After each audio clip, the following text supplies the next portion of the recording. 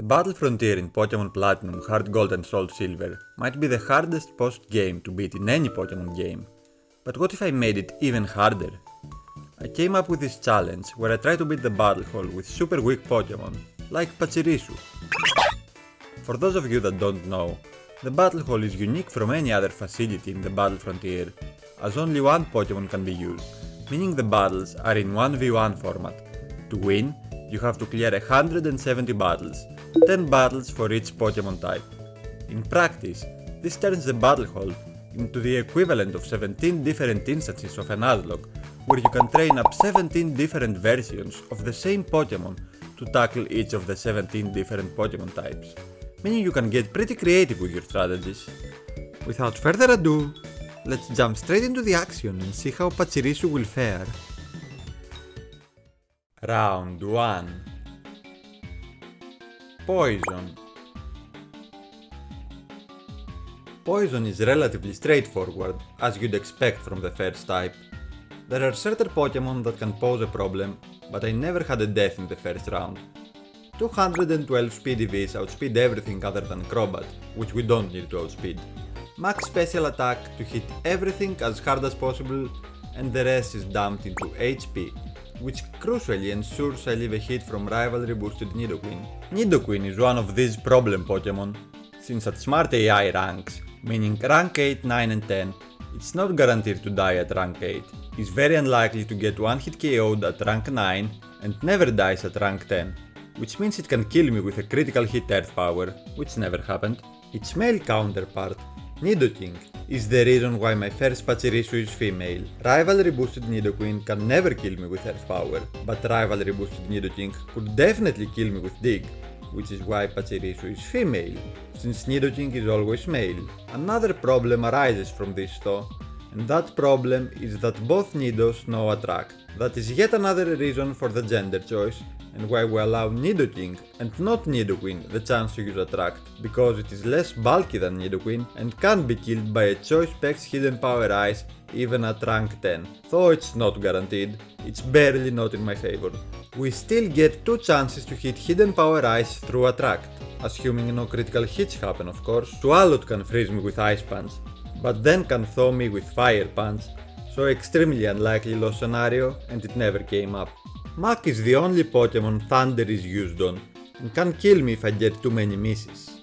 Or so I thought, but as you can see in the video, it seems to prefer using Toxic and setting up with Acid Armor, so maybe Thunderbolt is better after all, especially considering Gang Shot is unlikely to 2-hit KO without getting the poison. In theory, Venusaur and Roserade could kill me with an Overgrow boosted critical hit from Frenzy Plant and Leaf Storm respectively, but due to an AI quirk, Hyper Beam style moves like Frenzy Plant are practically never used from full health, and Roserade is, in my experience, extremely unlikely to go for Leaf Storm, and always uses Protect and Toxic. And to end things, since you're probably wondering, Shockwave is used on Bright Powder Double Team Pokemon like Tentacruel and Crobat to turn very unlikely loss scenarios into guaranteed wins.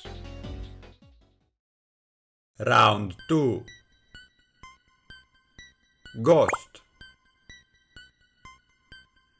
Ghost is even more free than Poison. I practically outspeed and kill everything. Literally, the only way to lose would be Frostlass freezing with Blizzard, and mind you, Frostlass is rare, and Smart AI Frostlass will almost always use Hail, and random AI Dusclops freezing with Ice Punch, and then never thawing or it never picks Fire Punch to thaw me out. Discharge is used to kill Dusclops and Dusknoir in 2 hits, while also having an increased chance to get a Para Fully Para and stop the aforementioned Ice Punch freeze from Dusclops, while Dusknoir usually kills itself like an idiot with Curse. And it's also useful to kill Spiritomb without activating its Petaya Berry, to avoid the +1 critical hit Dark Pulse skill. Shockwave is for Bright Powder Snowcloak Frostlass, and in the same vein as Spiritomb, it's also used to kill Mismagius without activating its Petaya Berry, so it can't kill with a +1 critical hit Shadow Ball. Hidden Power Dark rounds out the set by beating Shedinja and Rotom. Round 3. Grass. Grass is the don't get crit type, even with expert well boosted Hidden Power Fire, something like a Bombasnow is not guaranteed to die in one hit, which is a good example of Pachirisu's lack of power. I can't run choice specs, because I need to run Magnet Rise in conjunction with Bide, which is used to beat Earth Power Cradily. Thunder is used on Ludicolo and is needed for rank 10 Tropius, while Hidden Power Fire takes care of the rest. I could lose to something as random as Confuse Ray Lilip, since I barely 3-hit KO it, or Water Pulse Confusion self-hit from Ludicolo, and as already mentioned, I need to avoid the crit from basically everything at higher ranks. Special mention to Lux Incense and Bright Powder Pokemon, Stanspore Belossom, and Scope Lens Sceptile and Leafeon, which are relatively scarier compared to every other grass type. Round 4 Fire. Fire is where we get to take advantage of two weird AI quirks to make our life a bit easier. Specifically, the fact that Power Herb prioritizes moves that make use of it like Solar Beam, and the fact that the AI does not understand that its Pokemon is holding a Life Orb when doing damage calculations. That means that Camerupt can never beat us, because since an Earth Power from Camerupt can't kill Pachi, it will always use Solar Beam to make use of its Power Herb. Crucially, that means that it's impossible to die to a critical hit, since, unlike Earth Power, Solar Beam doesn't deal 50% of our maximum HP as damage. This also funnily enough means that random AI Camerupt has a chance to beat me, because, unlike Smart AI, it can actually use Earth Power. Moving on to Infernape, while it can kill us with a close combat or Flare Blitz, it doesn't know that thanks to the previously mentioned AI quirk of not taking the 30% life or boost into account during its damage calculations.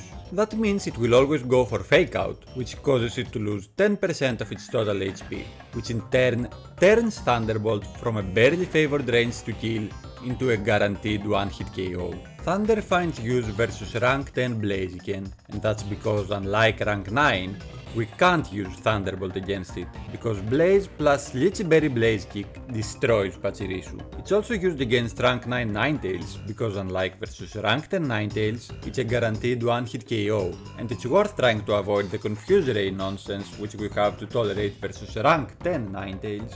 Shockwave 2-hit KOs Typhlosion without putting it into Blaze, and it's also useful versus Lux Instance Magmortar. It's really favored to 2-hit KO rank 10 Magmortar, but not guaranteed, so it is possible to lose.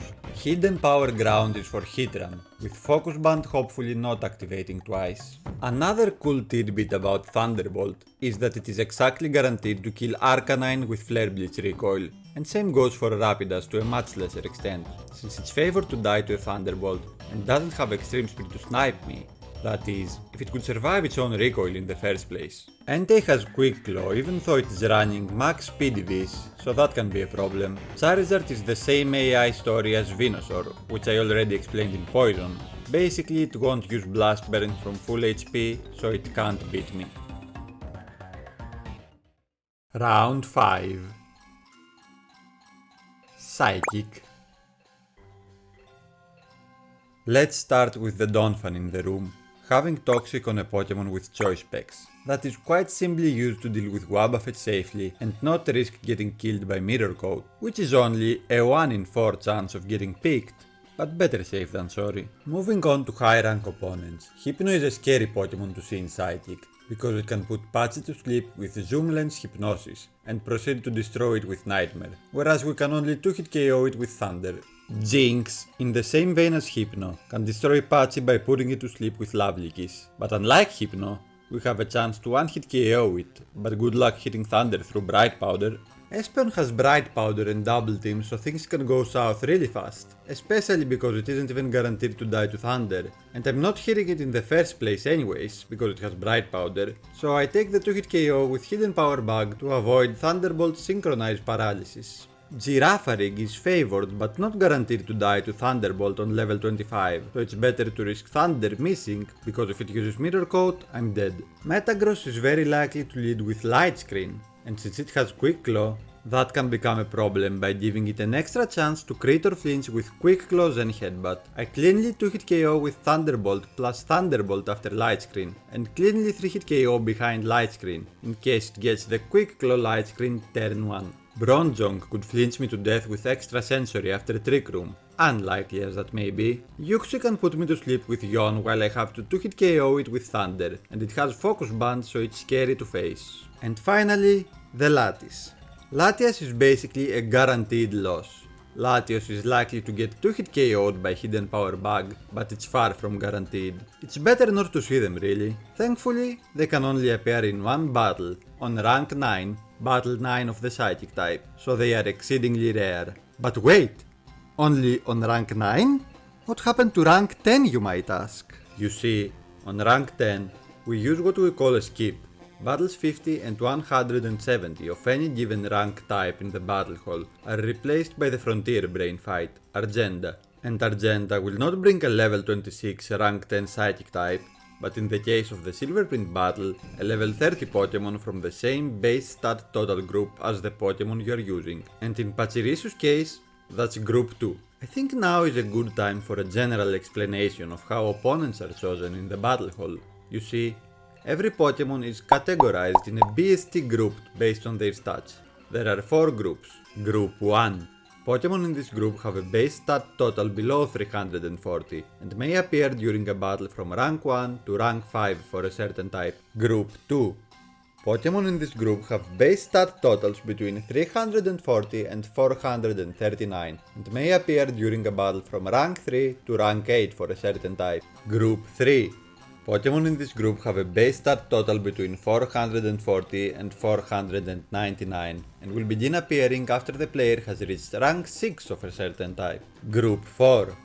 Pokemon in this group have a base stat total of 500 or higher and will only start appearing at rank 9 of a certain type. Now then, using Psychic as an example, Latias and Latios, who I need to avoid at all costs, belong in group 4. That means they can only appear in rank 9 and 10. By using a skip, I dramatically decrease the chances of encountering them by only doing one battle in which they can appear, the rank 9 battle. I'm certain you can understand by now how skips are a big strategic advantage for the player, and that's not even accounting for all the other Pokemon that can be a problem for me, that I could potentially dodge with the skip in Psychic. Finally, for the Silverprint fight, to be honest, I didn't really plan that much for it.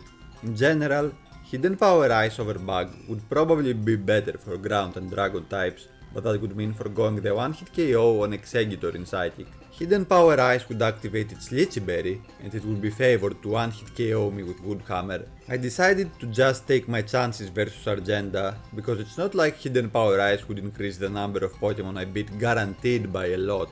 I could still lose to Dragonair, Selgon, Wormadam Ground for example. The other move that could help versus Argenta would be Grass Knot over Toxic and YOLO Wobbuffet with Thunder, and Grass Knot would beat like Graveler, Rhyhorn, Marshtomp. Doesn't seem like a worthy risk, especially in hindsight, given that Argenta 1 never really presented a big hurdle throughout my attempts. Round 6. Ice. The defensive EV spread is for Weavile, giving it a 30% chance to 2-hit KO me with Ice Punch, with the speed EVs given outspeeding everything bar Weavile.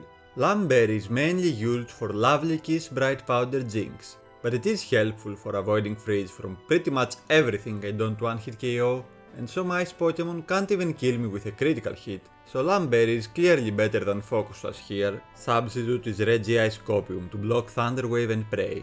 And the only time I did saw Regice, it worked out, because it kept spamming Thunder Wave into sub like an idiot, with Substitute confirming its status as the best move in the Battle Frontier. It is also used against Bright Powder Dig Piloswine, giving me chances to miss Grass Knot by blocking dig damage every second turn. As an aside, Mamoswine is funnily completely free compared to its pre-evolution, something which interestingly is the case for another evolutionary line down the line. And versus the aforementioned Jinx, I like using it if Lovely Kiss lands, because it plays around Bright Powder Miss.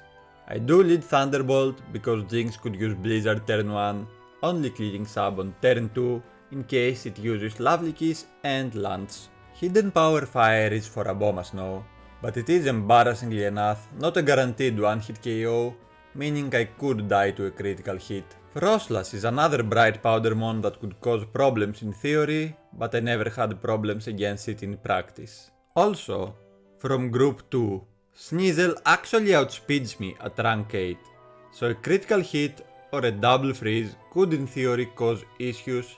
Again, in practice, I never even saw it at rank 8. Round 7. Fighting. The EV spread is nothing interesting. We outspeed everything and we hit as hard as possible, but you may notice that the IVs are all over the place.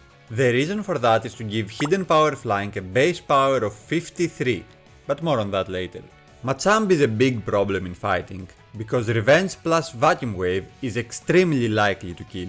That said, the AI doesn't understand that Revenge would be more powerful than Dynamic Punch, so it's very likely that it goes for Dynamic Punch instead, which is far from safe, especially if Machamp has no guard, which means I have to get through Confusion to win. Or, just like my one and only Machamp encounter, I can get toned by Focus Band instead. Hariyama is much less of a problem, but it does have Focus Band as well, and while it never happened, getting a paralysis into Guts against these two would mean death. Rank 9 Heracross is free, but rank 10 Heracross can kill me if I paralyze it with Discharge into Guts, in the same vein as Machamp and Hariyama.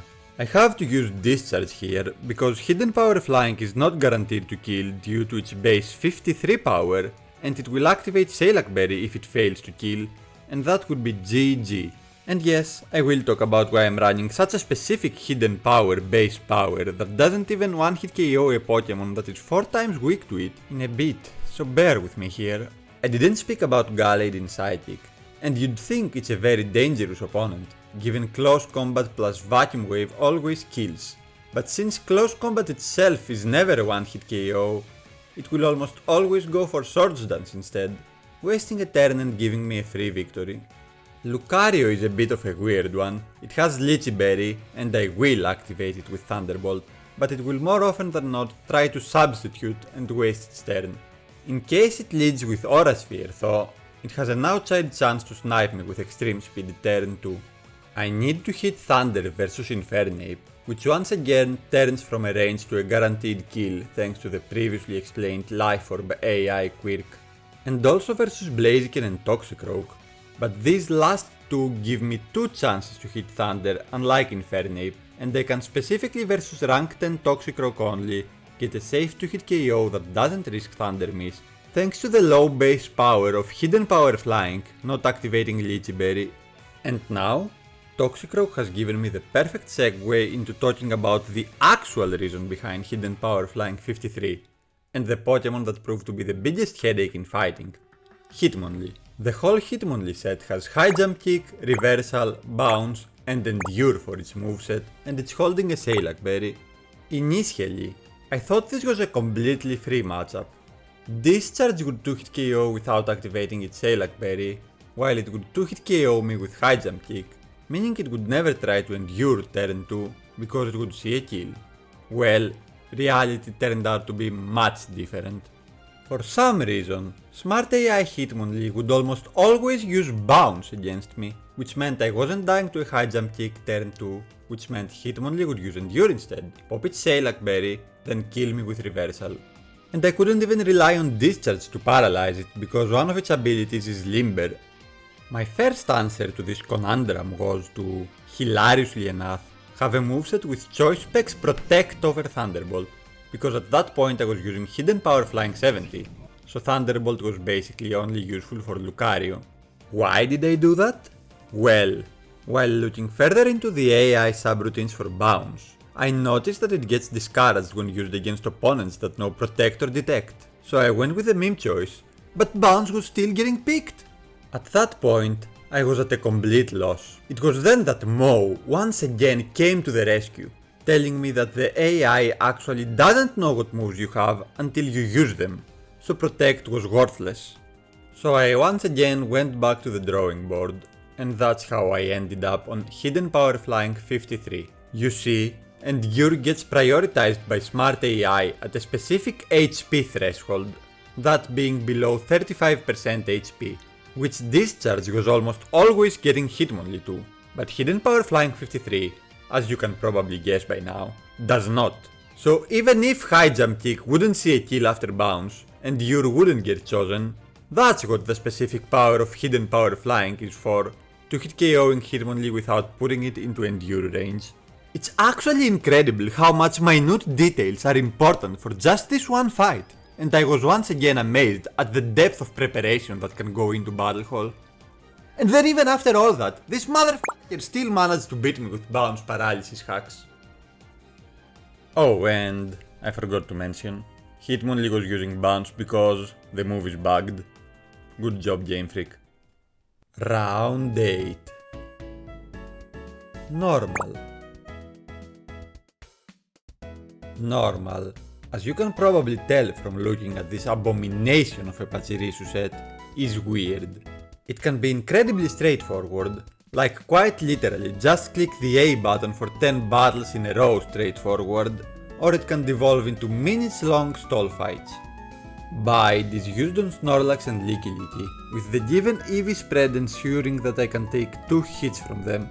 On Snorlax the fear is Crunch Defense Drop or Zen Headbutt Miss. Now you may ask, this is a choice band Snorlax that knows Giga Impact, why doesn't it simply murder you? Well, I already explained this on the very first type. Hyper Beam style moves never get chosen at full health. On to Licky Licky, the fear is Body Slam para fully para, which frustratingly tends to happen a lot. Okay, so that answers the Bide question. Now, what in the name of Arceus is Fling used for? What can be achieved by flinging choice specs? The answer is that, in combination with Rest, we can stall out some famously unbreakable specially defensive pink blobs named Chansey and Blissey. There is no way in hell I am ever getting through these two by attacking with my Feeble Base 45 special attack, but I can stall them to death as long as I don't get double crit on the Rest loop, so Stallfest it is.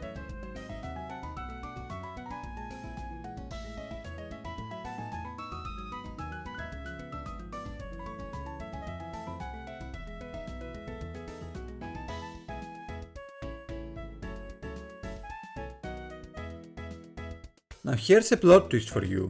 Fling actually has another use. Kind of anyways. The most scary normal type may not be Snorlax or Licky Licky or Chansey or Blissey, but Girafarig. Why? It knows Mirror Coat and is unpredictable in its use, so I have settled into using Fling than trying to kill with double Thunderbolt. Using a physical move before attacking with Thunderbolt means that Mirror Coat gets a -1 score in the Smart AI subroutines, so it's pretty much always using Return after Fling.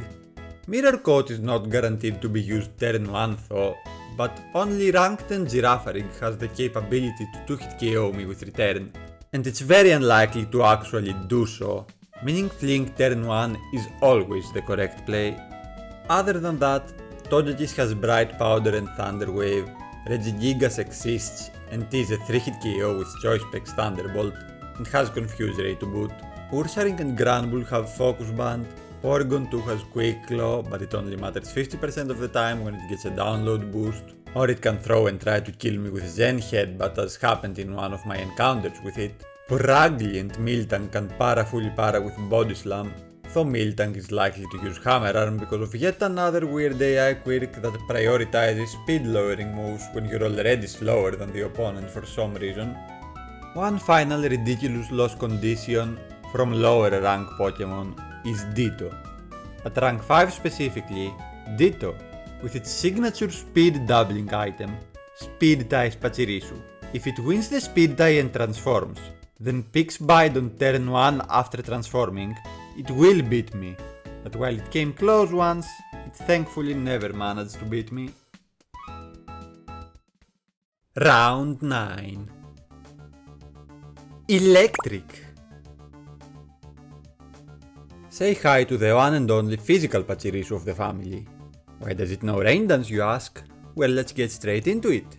You see, I need to kill a few Pokemon with Bide. 2 of them, Zapdos and Ampharos. No Thunder. What does Rain Dance do? It makes Thunder never miss. What other thing do Zapdos and Ampharos have in common? They both know Light Screen, and can use it turn 1. So what I do is, I set up Rain Dance while they set up Light Screen, then I tank 2 Thunders, which can no longer miss to screw me over, and then kill with bide. Unfortunately, light screen is not exactly guaranteed turn 1, so things don't always go according to plan.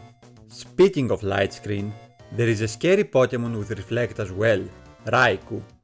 Dig does not 3-hit KO behind Reflect, but after 2 digs, Raikou will be below 50% health and I will be in Thunder kill range while being underground and Reflect expires. So Raikou will not try to set up Reflect again, but go for the kill with Thunder, which obviously isn't able to hit me while underground, and then my third dig will kill.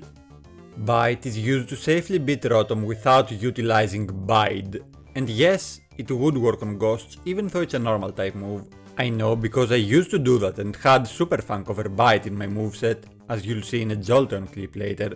Luxray can be scary if it has Intimidate, because it means I have to hit a dig through Paralysis, and Electrode can technically flinch me to death with King's Rock Signal Beam.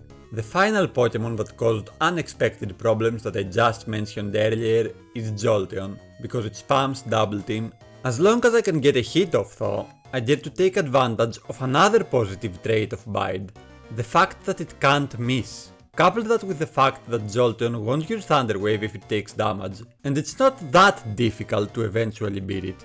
As a side note, I have learned so much about Bide while playing Battle Hall with Pachirisu, it's unreal. Like for example, its ability to hit Ghosts, and then after struggling versus Jolteon, I found out about the fact it has no accuracy check. As fellow Battle Haller and Battle Hall of Famer Average Fella put it in the Smogon Discord server, by the end of this challenge, I hope we'll have collectively doubled the instances of the word Bide in this server. Round 10. Ground.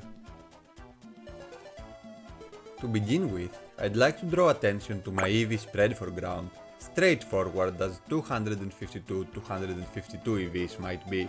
With the given investment, I hit a speed stat of 99, which is much faster than the fastest high rank Pokemon in Garchomp, which has 87 speed. So why this much speed?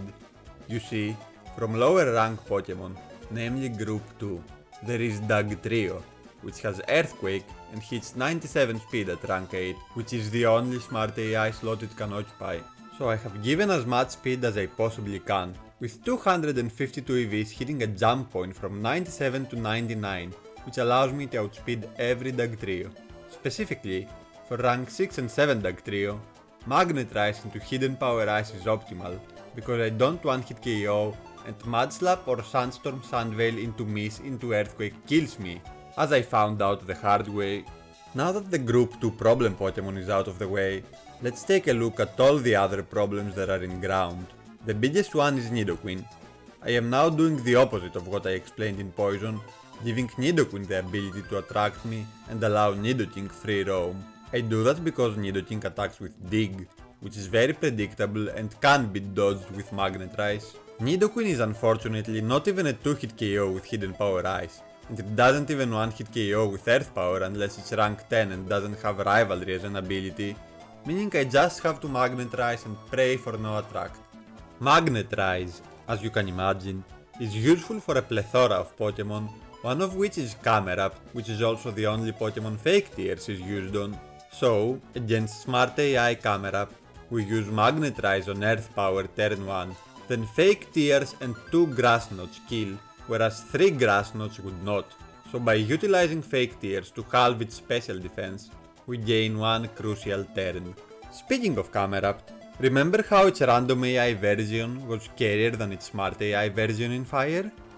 Well, this issue is exacerbated tenfold in ground. It's actually so scary, the time has come for me to tell you about the rest exploit. No, not that one.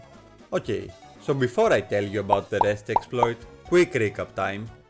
I already told you about how opponents are chosen in the Battle Hall based on which rank you're facing, and if you were paying attention to your screen, I also showed which ranks have random or smart AI, but I didn't really draw attention to that in my commentary, so I'm showing it again right now. So let's take a look at this random AI Camerupt fight for example. If I had used Magnet Rise, I would have lost. I cannot accurately predict what Camerupt is going to do, So my best bet is to YOLO Grass not 3-hit KO, which yes, is barely a guaranteed 3-hit KO, unlike on smart AI camera-ups. I just have to hope it doesn't use Earth Power at any point. I cannot Magnetize and get hit by full HP Eruption. You saw how much 60% HP Eruption critical hit did to me. Well, alright Chicho, we get the point about random AI camera-up being very scary. So now will you explain to us what this rest exploit you opened this whole preamble with is? Sure thing! But to do that, we have to go even more in depth into how Battle Hall opponents are generated. I think this video by my friend Magpie Labs, which are linked in the info card on the top right of your screen right now, will do a far better job explaining this than I ever could, but I will do my best to provide a too long didn't read for you. Take a look at this graph that consists of all the group 3 ground types. You see how every Pokemon has a number? That is their internal Hall index number. Now let's assume I'm on a run, and I'm about to face rank 6 of the ground type. The game will generate a random number to choose which ground Pokemon I will face. For argument's sake, let's say that number is 315, which belongs to Piloswine, so I will fight Piloswine. Now Piloswine is out of the equation, and I move to rank 7. The game generates a random number again, let's say 295 this time, which doesn't belong to any Pokemon. So what does the game do now? Reroll until it gets a number that corresponds to a Pokemon? No. It increments the number it rolled by +1 until it finds a ground type Pokemon. Since I can no longer fight Piloswine at 315, the next Pokemon the game will reach is Camerupt at 332, so I will fight Camerupt. As you can obviously tell, this method is not truly random, like at all. It is a big oopsie moment from Game Freak, because, as you can see in this group 4 Dragon type graph here, it makes some Pokemon exceedingly rare and some Pokemon exceedingly common. Like, you can only roll Latios with one number as long as Latias is in the pool, and Dragonite with like a gajillion. Well, okay, the game is broken like every other Pokemon game, yada yada, we get that. But you still haven't explained what the rest exploit is, Chicho. I am finally getting to it. As I said earlier, it has nothing to do with the move rest, but the option to rest after every battle, meaning you save and quit the game. So, taking my ground graph example, after fighting Piloswine in rank 6, Camerupt is way more likely to appear in rank 7, because Piloswine, which is directly before it in the internal index number system, is out of the picture. So if the game rolls 295 as I said before, the number will increment all the way to 332 and boom! Camerupt. But, if I save and quit, the game just forgets which Pokemon I have fought. So Piloswine is reintroduced in the pool of possible opponents. So, if I rest exploit in this example where the game rolls 295, it will increment until 315, making me fight Piloswine again and save me from the RNG fest of random AI Camerupt. Now that this long-winded side story has finally come to an end, time to return to all the other ground types that pose a threat to my electric rodent. Pachirisu is so weak that Hidden Power Ice never one-hit KOs Garchomp and is very unlikely to one-hit KO Gliscor.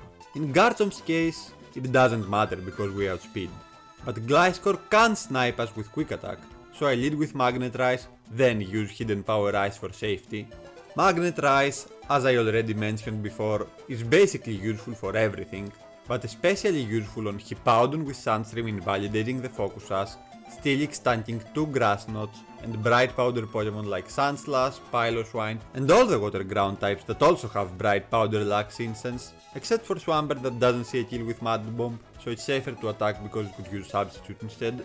Worth mentioning that from these water ground types, Whiskas and Gastrodon can also occupy random AI slots, which means they suffer from an admittedly much milder case of random AI Cameruptitis. Gastrodon is fine really, because I still 2-hit KO, but Whiskas is on a diet and can take 3 Grass Knots. That said, it's actually so weak that it's unlikely to kill me even with 3 Blizzards, and random AI would actually have to pick and hit 3 Blizzards in a row, so clicking Magnet Rise anyways always felt like the safest course of action. Round 11. Steel. The defensive EV spread ensures I always leave a Metal Burst from Smart AI Bastiodon, more on that later, and also a dig from Steelix, which forces it to use Curse so I can safely 2-hit KO with Hidden Power Ground. Metagross, same as in Psychic, can quick low light screen and cause problems. I can either go for the guaranteed 2-hit KO with Thunder and risk missing, which I hate so I don't do that. Instead I go for the potential 2-hit KO with Thunderbolt and take the 3-hit KO if I miss the range, because Metagross can't 2-hit KO me with Zen Headbutt plus Bullet Punch. Bronzong is in a similar place to Metagross.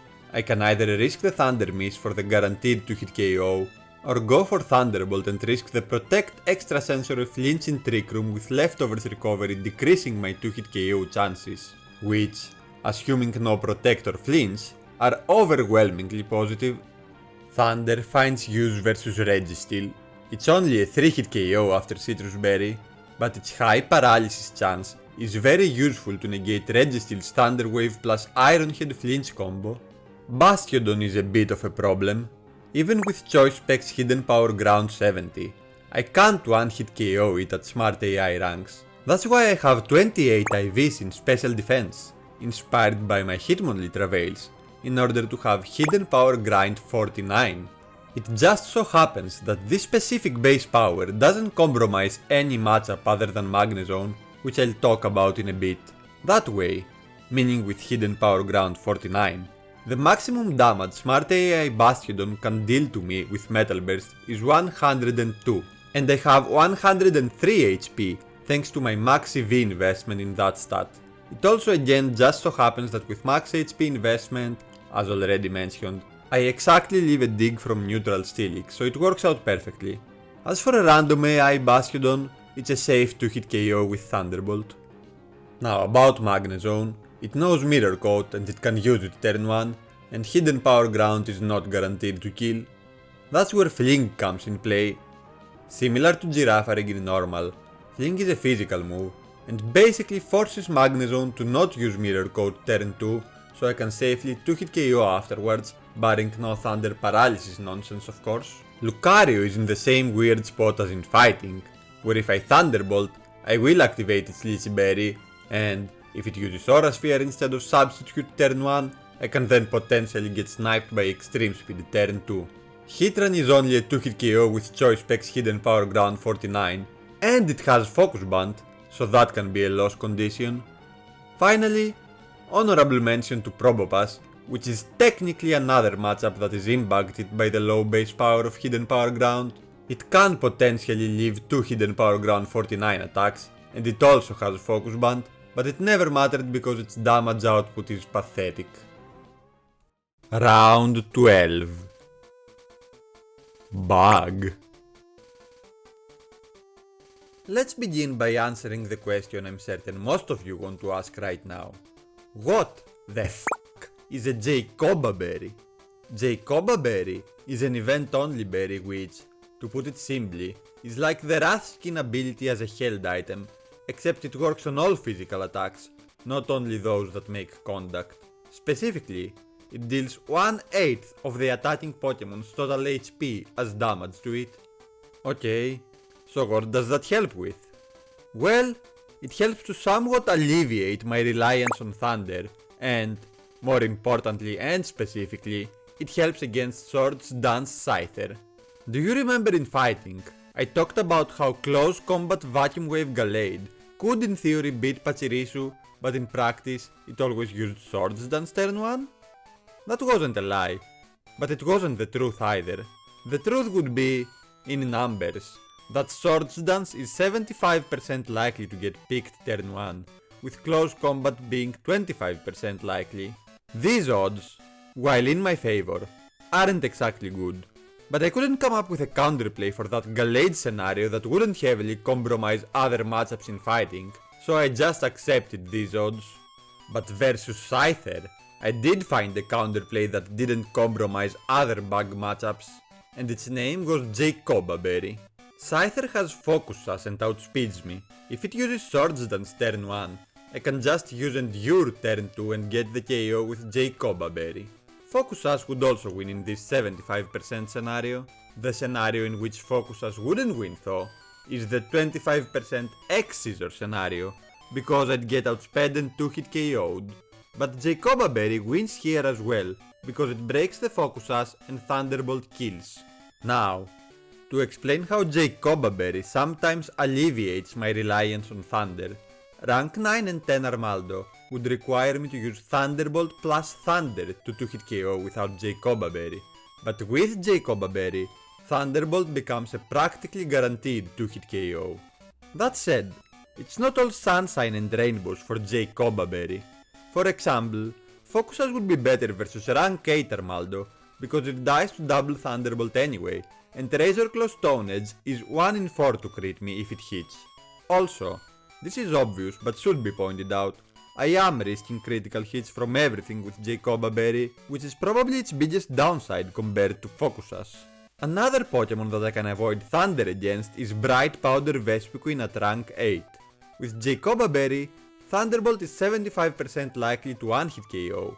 Even without Jacoba Berry, I'd be using double Thunderbolt over Thunder, but it's helpful to only have to hit once through Bright Powder. Venomoth, being a special attacker and unaffected by Jacoba Berry, still needs Thunder used against it versus rank 10. Potentially anyway, it depends on how much damage my first Thunderbolt does. Heracross is the most difficult opponent in Bug, but it's also the rarest. It's so rare in fact, I never actually encountered it, but the strategy against it would be to lead Thunder, then, depending on if it uses Close Combat or Mega Horn, which can only kill me with a max roll thanks to my defensive EVs, I can either kill with Thunderbolt after Close Combat defense drop, or another Thunder versus Mega Horn. I can also click Endure in case of Mega Horn turn 1, to try and bait a Close Combat defense drop turn 2. Finally, Suckle would be a big problem if it used Rollout, but it never does because Smart AI is stupid and doesn't realize Rollout would eventually do more damage than Bug Bite, so it never picks it and I eventually outdamage it. Before ending the Bug section, I need to mention that Jacqueline here used to be known as Sandy, which might have confused you in some clips. You see, I was using Focus Sash for the longest time in Bug, but after switching to Jacoba Berry, it became such a big meme in my chat that she got a new nickname to reflect her new item. Also, yeah, I know it's actually called Jacoba Berry, but I've pronounced it wrong for so long that it's Jacoba Berry to me now. Round 13. Dark. Dark is relatively safe with the skip, so long as I dodge Weavile, Houndoom and Tyranitar, who only get one chance to show up on rank 9. The skip is placed in round 13, because it's the first round I can start encountering opponents at the same level as Pachirisu on rank 10, so the skip lets me maintain a level advantage for one last time. With the given speed EVs, I outspeed everything bar Weavile and Houndoom, which I want to dodge anyways, and also Sneasel from group 2, with the EVs in HP and defense ensuring I can take 2 attacks from it. Substitute and Fake Tears is used to bring down Confuse Ray Umbreon, with Substitute blocking Confusion and Fake Tears softening up Umbreon for the HP Bug 2-hit KO. Fake Tears is also useful to bring Spiritomb down to -4 special defense, then 1-hit KO it with Thunderbolt, while I always tank 2 Dark Pulses with my defensive EV spread. Hidden Power Bug is preferred over Hidden Power Fighting because it 1-hit KOs the Grass Dark type Pokemon, whereas Hidden Power Fighting wouldn't 1-hit KO Tyranitar for example. Pachirisu is so weak in fact, that it needs Expert Belt to even guarantee the 1-hit KO on Cacturne. Focus Sash would overall be better for every other matchup compared to Expert Belt, but Cacturne knows Sucker Punch. The thing about Sucker Punch is, it has broken AI and is rarely picked, but I still decided on Expert Belt over Focus Sash just to cover that possibility. That decision, which worked out but was probably wrong in hindsight, left me open to critical hits from basically everything, with Focus Sash Torpedo being the major threat, and things like Quick Claw, Super Luck, Hunchcrow and Crodont being scary as well. I already spoke about Sneasel, but there is another problem group 2 Pokemon, that being Mightyena with Swagger and Sand Attack, which doesn't die to Hidden Power Bug at higher ranks, and can pull off some hacks nonsense. I only ever encountered and lost to Tyranitar from the Pokemon I was trying to dodge, so I'd say the skip worked out well overall. Round 14. Flying. We're slowly getting to the endgame. From this round onwards, Pachirisu will be fighting opponents of the same level in the final rank. The given speed EVs allow Pachirisu to outspeed up to base 100 neutral nature Pokemon, with the given defensive EVs allowing it to survive 2 hits from faster Bright Powder users like Jumbluff and Crobat, and 2-hit KO them back with Hidden Power Ice and Thunderbolt respectively. Speaking of Pokemon who outspeed, Aerodactyl is a weird matchup, and we'll see more of that on Rock Pachirisu section later, but here, it's basically a loss unless it leads Sandstorm, which it can't do since Stone Edge doesn't see a kill. Scyther is the same story as it was in Bug before I switched from Focusas to Jacoba Berry, 25% loss chance, and more of the same story for Bright Powder Vespiquen and Quick Claw Huntscrow. Magnet rises for Gliscor, which, like we saw in Ground, doesn't get one-hit KO'd by Hidden Power Ice and has Quick Attack to invalidate the Focusas. Substitute is to block Thunder Wave from Togekiss, which has Bright Powder and doesn't even get 2-hit KO'd by Thunderbolt. Another helpful AI quirk that we already saw versus Regice in round 6 is that the AI doesn't realize Substitute block status and can get stuck on using Thunder Wave. There are 2 more Pokemon that I always win against but still want to speak about because they are played in an interesting way. The first one is Drifblim. It has Petaya Berry and can have Unburden as its ability, so the correct play is to first attack with Hidden Power Ice, which won't activate its berry, then kill with Thunderbolt safely so it can't outspeed. The second one is Xatu, where we do the same to avoid Thunderbolt synchronized paralysis. It sounds ridiculous that Pachirisu can't one-hit KO these Pokemon with a super effective stab Thunderbolt, but without a level advantage, its lack of power becomes painfully apparent, even while having the overwhelming type advantage. I think it's pretty telling that Zapdos, the only flying type Pokemon to not have a times for weakness to Hidden Power Ice, while simultaneously not being hit for super effective damage by Thunderbolt, is the only practically guaranteed loss for Pachirisu in this round, even though I resist every one of its moves. Round 15. Rock. You can see that this Pachirisu has quite the defensive EV spread, and almost no speed EVs to speak of.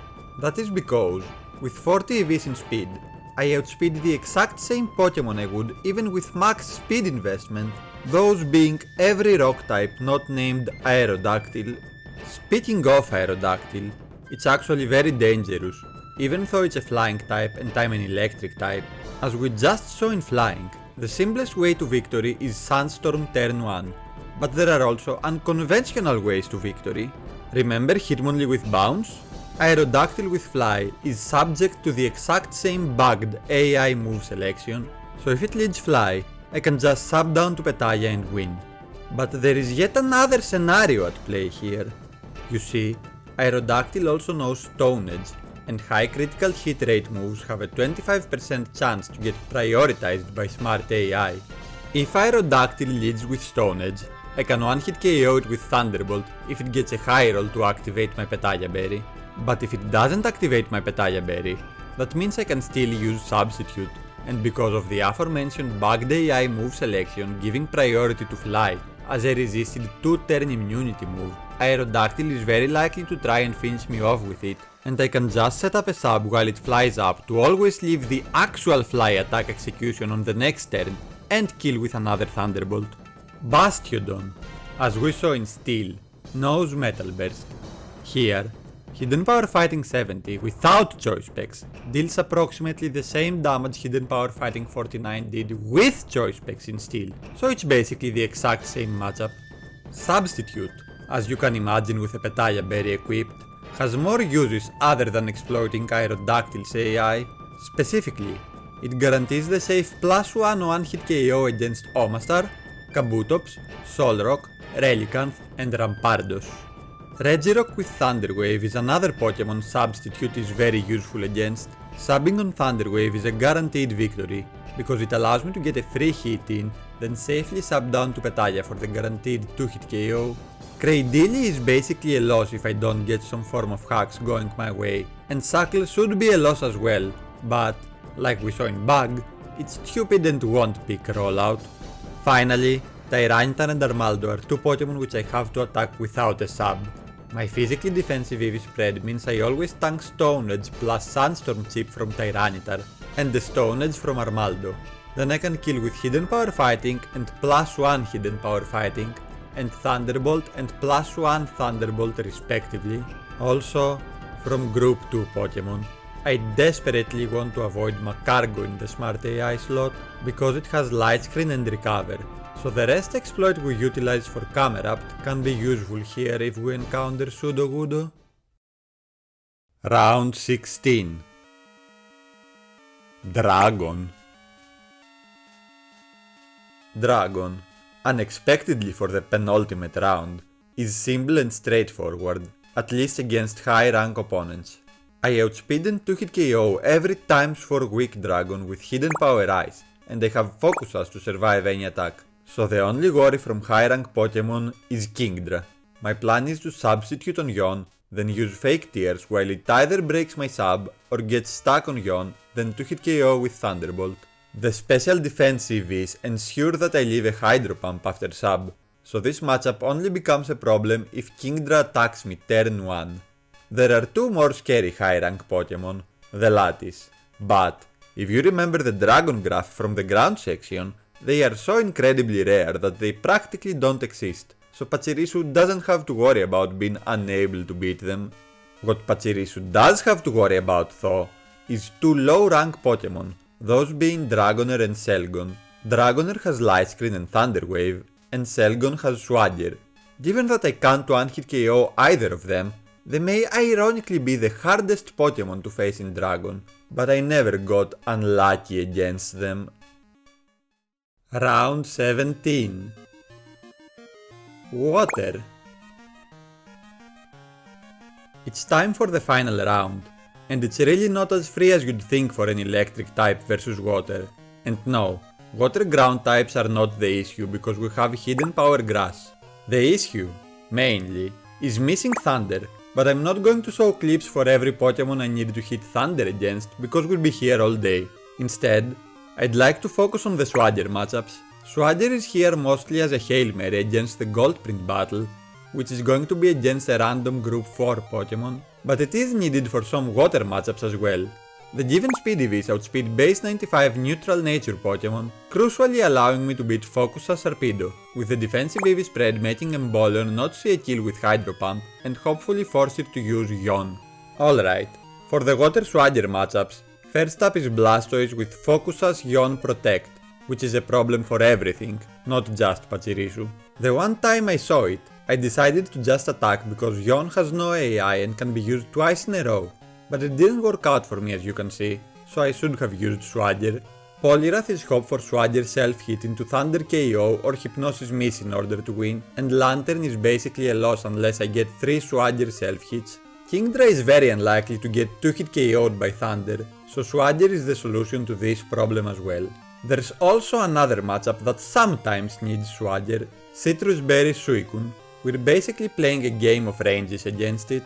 Thunderbolt won't activate Citrus Berry unless it high rolls, and if it doesn't activate, Thunder will get the 2-hit KO. But if Thunderbolt activates Citrus and Suicune uses Mirror Coat, I have to Swagger and get a self-hit, otherwise I lose.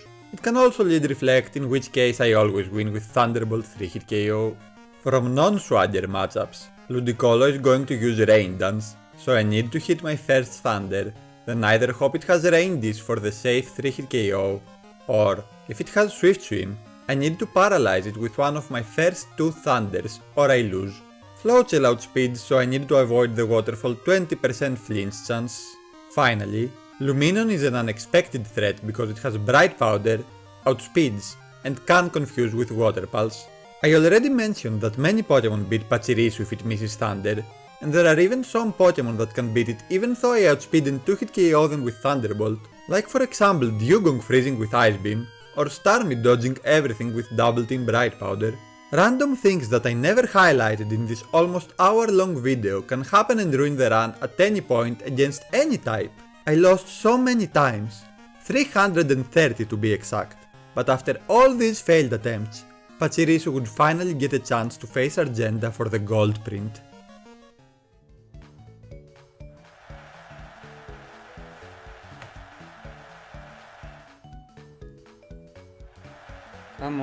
6 times the charm.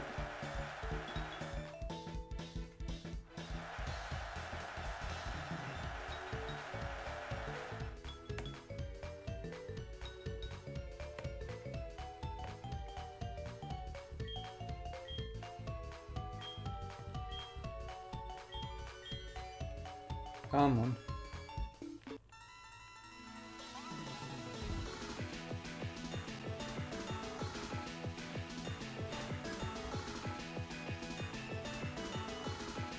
Yes! Yes!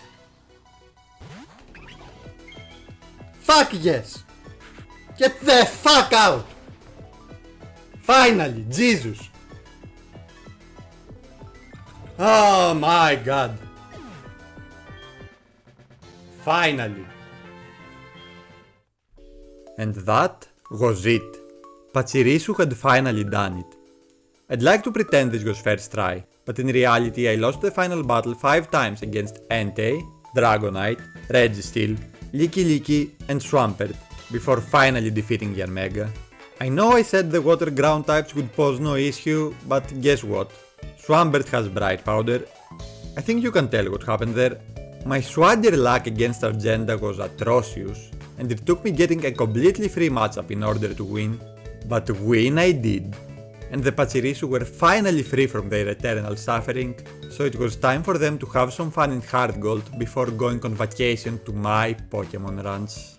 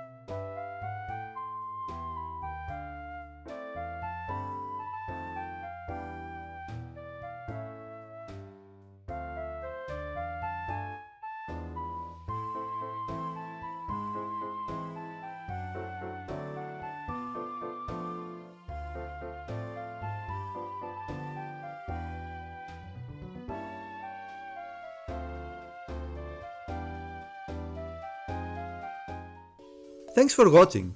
If you liked the video, you might want to consider subscribing for more Battle Hall content. My dream is to get gold print with every Pokemon in the game, and I'd love to have you along for the trip as I document my achievements on this here channel.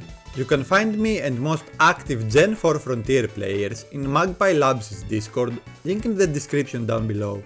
You can also find me streaming over on twitch.tv/chicho_, where I'll be streaming attempts of Battle Hall with a new Pokemon. Anyways, that's all from me. I'll let the Pachirisu say the last goodbye. Enjoy the victory parade!